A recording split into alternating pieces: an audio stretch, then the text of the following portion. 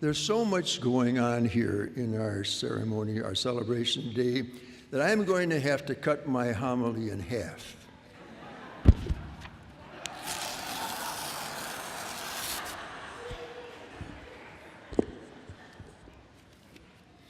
Now that was dumb. I can't read either half.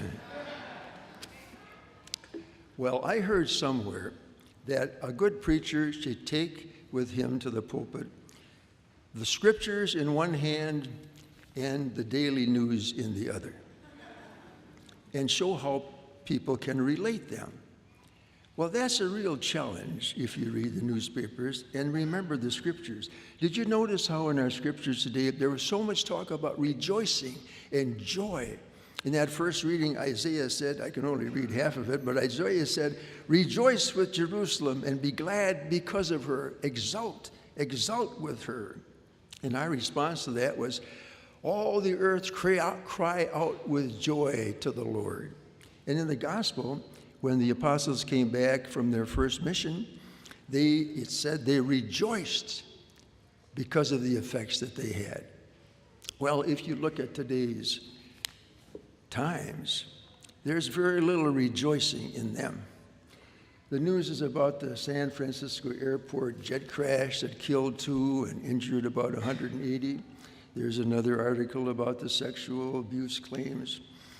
The people in Yarnell are still mourning the 19 firefighters that were killed there and wondering if their homes are still there. They haven't been able to get back. Egypt is still in chaos. The trial of George Zimmerman goes on. There's so much bad news in this. Well, there's some good news too. Pope Francis, I should remember his name, just wrote his first encyclical letter and declared he's going to canonize 2 popes, John the 23rd and John Paul II. So that's good news. But if we compare the scriptures today and the gospel, are the scriptures terribly out of date? I mean, are they talking about a kingdom that was supposed to happen 2,000 years ago and still is on hold? Is this the real world? Is this where we get our information and our guidance for life? Well, no, that's not what Luke is saying in this gospel. What's the secret to uniting the scriptures and the news? I think it was in our first reading from Isaiah. After telling Jerusalem to rejoice and be glad, do you know that when he said this, Jerusalem was in ruins? It had just been devastated by the Babylonians, and yet he was telling it to exult. He had all those sexy images about nursing fully at the mother's breast, but then he said, the Lord's power shall be known to his people. In other words, have faith. The Lord will be there for you. And that's what Jesus was saying too when he told those jumping apostles, cool it. I have seen Satan fall from heaven. But he knew that before Satan hit the ground, there was going to be a crucifixion. But he had the hope of a resurrection. I think that's how we link our faith, the scriptures, and our daily news. With faith and hope that we too are called with God's power to work with others to really change the world. Not to give up hope, like one fellow didn't, whom you probably have heard about and seen his picture. His name is Carlos Arredondo. Carlos is a Cuban American, but on his 44th birthday, he got the news that his oldest son, Alexander, a lance corporal, was killed in Iraq. Carlos almost gave up hope. He tried to commit suicide, but he wasn't successful, and he went back living. Until a few years later, his only other son, Brian, who was in depression and drugs ever since his brother had died, did commit suicide.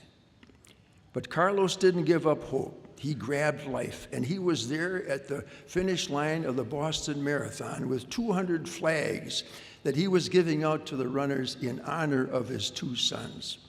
Then the bomb went off. And Carlos said when he heard the bomb, he prayed to God to help him, and he went running to someone to help.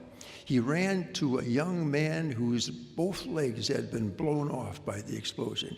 And he told him, "My name is Carlos. I am here for you. You're going to be okay. Help is coming." With some torn sweatshirts, he tied tourniquets on the young man's legs. And then when more medics came, he lifted the young man into a wheelchair, and wearing his cowboy hat, he pushed him to a medical tent. The Boston Globe took a video of that, and it went viral. So you may have seen Carlos with his cowboy hat pushing this young man to health and safety. He saved that young man's life. And a month ago, he wheeled the young man, his name is Jeff Bauman, he wheeled him to the pitcher's mound of the Boston Red Sox in Fenway Park, and together they threw out the first ceremonial pitch to a standing ovation. So I think the secret of linking our faith in today's news is that hope, that faith, that together with God, we can change things. We can make the bad news more good. And even maybe rejoice that what you and I do can be part of the good news. Amen.